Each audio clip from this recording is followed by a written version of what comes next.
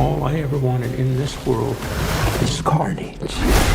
Welcome to WatchMojo, and in this installment of Versus, we're pitting Marvel's most iconic symbiotes, Venom and Carnage, against one another to see which character reigns supreme. Miss you so much.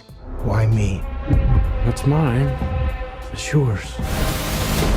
Like family. Remember, this is not just a debate as to who would win in a fight.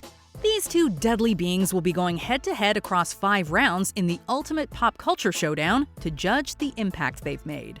Which symbiote would you want to share your body with if forced to choose? Tell us why in the comments below. Round 1. Character motivations. Venom has certainly done some terrifying things since making his debut in the 1980s. For all the head-chomping, however, he's ultimately a tragic character, at least when Eddie Brock is concerned. Peter Parker brought the symbiote to Earth, but it was Brock who made Venom an icon. After losing his job at the Daily Bugle, Brock blamed Spider-Man. The symbiote felt similarly scorned by the web-slinger, and so they united as Venom in a mission of vengeance. Realizing the error of his ways, however, Brock turned the symbiote's bloodlust towards a more altruistic purpose as an anti-hero and lethal protector. Other characters have donned the symbiote after him, but Brock's motivations are the heart of the character. The apple might not fall far from the tree in terms of appearance, but Venom's symbiote offspring is definitely cut from a very different cloth when it comes to motivations. Carnage has no interest in grudges or personal vendettas. He wants to kill, plain and simple. And, as was made clear from his very first story arc, he is all too happy to do it indiscriminately, even picking a name from the phone book.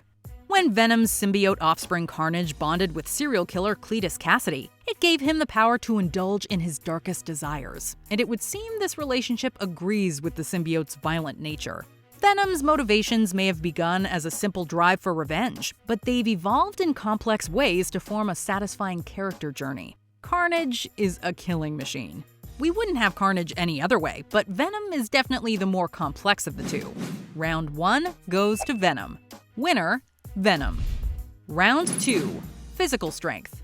Eddie Brock is already an impressive physical specimen. Later in his career, he pushed his human body to the limit and could lift 700 pounds without assistance. When bonded with the Venom symbiote, however, he gets a massive power boost.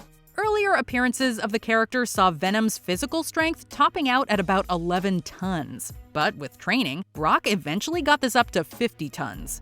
When bonded with Mac Gargan, a later host, Venom pushed the limits up to 70 tons. And while it might not be strength per se, it is worth noting that the Venom symbiote can actually replace missing limbs for its host, as it did for Flash Thompson as Agent Venom. Carnage, like its host Cletus Cassidy, has a notably slimmer build than Venom and Eddie Brock. Appearances can be deceiving, however, as Carnage is one seriously powerful villain.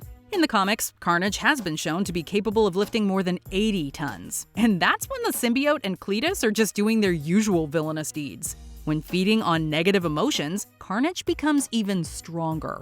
Plus, the symbiote has been shown to increase its base strength substantially when bonded with larger and more powerful hosts, or by consuming other biomass to increase its size and strength proportionally. This one is an open and shut case. Carnage packs the bigger punch, and in doing so, ties it up. Winner, Carnage. Round 3. Intelligence. Since their introduction in the comics, the symbiote species, Clintar, has been shown to have varying degrees of intelligence. At times, they come across as basic beings driven by animal instinct. Other times, a symbiote can be eloquent, insightful, a master manipulator, or a complete chatterbox. Because it's so inconsistent, we're going to focus on the hosts instead, especially when under the influence of the symbiote. And in Venom's case, we'd say that Eddie and the symbiote have done well for themselves.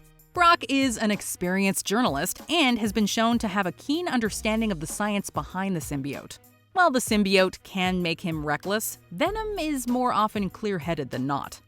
Cletus Cassidy isn't exactly the sharpest tool in the shed. Or is he just so criminally insane that he struggles to focus? His depiction over the decades has been rather inconsistent. At times, he comes across as downright conniving. An evil genius? Definitely not. But he can put together a devilish scheme, and he's got a creative mind when it comes to devising ways to inflict physical, emotional, and psychological trauma on his victims. Other times, however, he's often depicted as being a slave to his own worst impulses. His bloodlust and insatiable hunger for violence have repeatedly led him to act against his own interest by making rash decisions. Marvel has a lot of brilliant villains. Neither Venom nor Carnage should be counted among them, but if it is a battle of the brains, Venom wins. Winner, Venom. Round 4, the Symbiote Bond. Venom's symbiote has been known to have wandering eyes. In fact, when it first bonded with Eddie Brock, it was often outwardly disdainful of the disgraced journalist. Symbiotes are attracted to power, and Eddie Brock, being a mortal man, paled in comparison to its previous host, Spider-Man. Over time, Eddie Brock and the symbiote did build a powerful connection, becoming a true team. The superheroics didn't always agree with the symbiote's darker impulses, however, and so it also seemed happy to bond with Mac Gargan, a host it could more easily control. For better or worse, the symbiote and Eddie Brock keep reuniting. Together, they are Venom. Whenever a symbiote bonds with a host, it influences their behavior. The thing is, that relationship goes both ways. Symbiotes learn from their hosts, taking on some of the host's characteristics and desires as a result of their connection. This is especially true of a newborn symbiote and its first host. In the case of Cletus Cassidy and the Carnage symbiote, that was a match made in hell. Because Cletus was so single-mindedly violent and sadistic, the Carnage symbiote is much the same.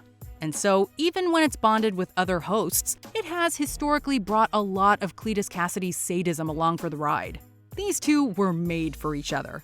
Venom and Carnage have both formed incredibly strong bonds, but there's no denying that Cletus and Carnage share something special and one of a kind. Carnage ties it up. Winner, Carnage. Before we continue, be sure to subscribe to our channel and ring the bell to get notified about our latest videos. You have the option to be notified for occasional videos or all of them. If you're on your phone, make sure you go into your settings and switch on notifications. Round 5, Greatest Victory. Venom has had quite the career. While he's repeatedly experienced failure and embarrassment, most often at the hands of Spider-Man, he's also done incredible things. He served as the lethal protector of the downtrodden, homeless, and forgotten in San Francisco. He's also saved a church full of children and the entire city of Las Vegas. But he's never reached such heights as the events of the King in Black. By the end of the event in Venom number 200, it was confirmed that despite having previously been outmatched, the Venom symbiote had evolved to become the most powerful symbiote of its kind in the entire galaxy. That's no small feat. Carnage has never been one for elaborate plots or world domination. He's a creature of simple but horrific pleasures. As such, measuring his success can be difficult. Looking back on his bloody career, however, there are some notable high points. He's repeatedly pushed Spider-Man to his limits, and he's outright defeated Venom. Over time, however, Carnage has developed new skills, like the ability to infect multiple hosts simultaneously. And in Carnage USA, he tore through the American heartland, consuming biomass and enslaving people. This culminated in arguably his greatest achievement, infecting the Avengers and leaving Spider-Man to fight alone. Many villains have tried, but few have done it quite like this. Venom is the most powerful symbiote of its kind. What else is there to say? Well, while that's all well and good, it's what you do with that power that matters most. The fact that Carnage conquered the Avengers and did it without that title is arguably even more impressive. And with that, Carnage takes the round. Winner, Carnage. It'd seem that Venom has been bested by his own offspring. The crown goes to Marvel's most sadistic symbiote, Carnage. Did we pick the right symbiote?